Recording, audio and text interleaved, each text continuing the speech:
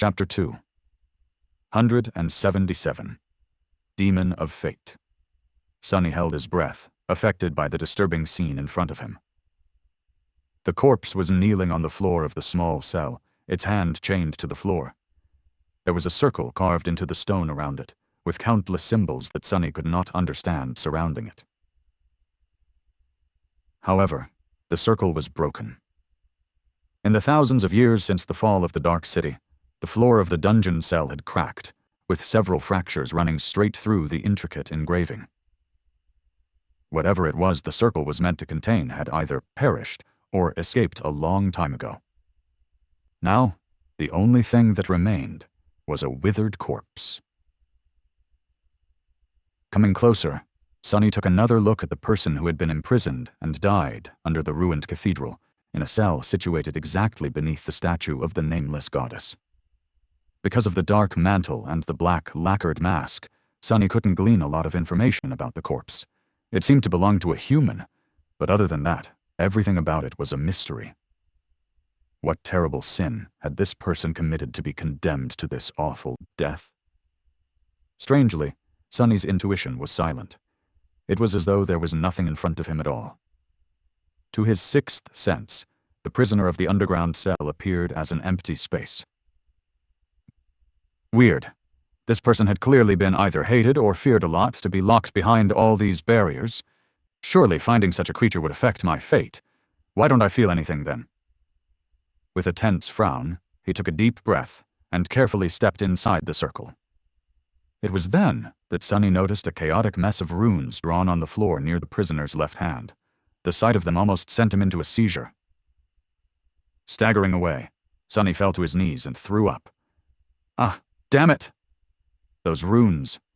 Those were the same runes the spell used to describe the mysterious unknown. Only here, the intensity of the terrible effect they had on the mind of anyone who saw them was much, much stronger. What the hell? Wiping his mouth, Sonny grimaced and glanced at the masked corpse with a bit of resentment. Then, he picked himself off the floor, took a deep breath. I looked at the terrible runes once again. Immediately, Sonny felt a splitting headache and a sickening, terrible sensation spreading through his mind. It was as though all his thoughts and memories were being torn and twisted. But despite all of it, Sonny persevered and kept staring at the final message that the prisoner had left behind. He knew he couldn't read the runes. He didn't know that particular language, and the spell either was forbidden, incapable, or refused to translate them. But for some reason Sonny felt compelled to try. Fighting through the intense pain, he slowly studied the strange runes. And then suddenly, his eyes widened. Because right below the chaotic mess of them, a line of text was written in the script he was familiar with, the usual runic language that the spell always used. This time, it did not provide any translation. Luckily, Sonny had studied these runes and knew enough about them to understand what was written himself. The last thing the person imprisoned under the cathedral wrote before succumbing to death made him shudder. Scratched into the stone was a short prayer. Hail Weaver, demon of fate, firstborn of the unknown. Sonny stared at the runes until he was on the verge of losing consciousness. Only then did he turn away and closed his eyes. The nauseating dissonance of the terrible runes stayed carved into his mind. Only after several minutes passed did it fade a little, allowing him to breathe again. So, the mysterious Weaver whose forbidden lineage he had inherited was, in fact, associated with fate, just like Sonny himself. What were the chances? That's fated for you, I guess. The word he translated as demon wasn't the one used to describe nightmares creatures of the third rank, but a different one. Perhaps calling it a spirit or a demon would have been more suitable. A mortal, but powerful and ominous deity, one different from gods, but sharing the same nature. However, Sonny wasn't that versed in mystical terminology. All he knew was that the runic language was incredibly rich in words describing all types of monsters and creatures, while the human language wasn't. Hence, demon was fine with him.